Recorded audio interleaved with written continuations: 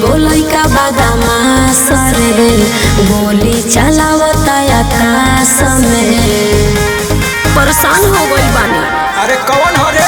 होए गोलैका बादामा सरे गोली चलावता आकाश में ओहेला कि हमारा घरवा आई तोर डोली। सुन हम तुम्हारे दे मोकर छतिया में गोली डर कवनो बही छिनारा नहीं बोली। बुझल हम तुम्हारे दे मोकर छतिया में गोली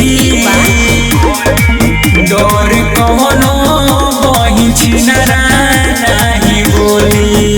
अरे तारा खातिर गदर मचा दे में जा।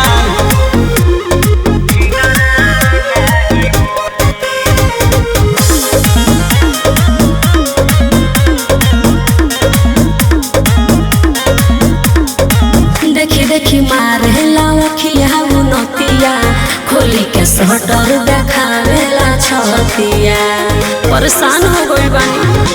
के तनो बाटे ऊपर रंगदार रे हमरा आगे ना होई उखार रे।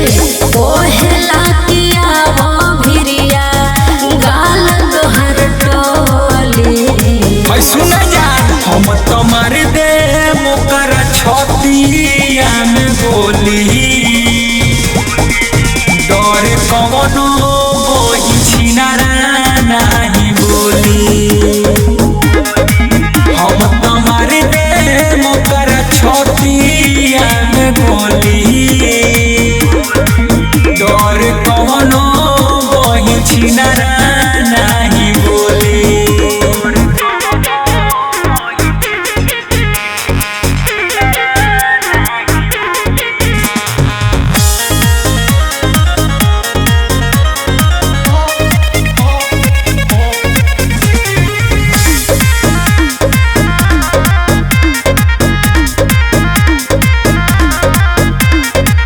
मन करे कि दी मुहवे पथू करे हाथवा में लेके घूमे छोट बंदूक करे।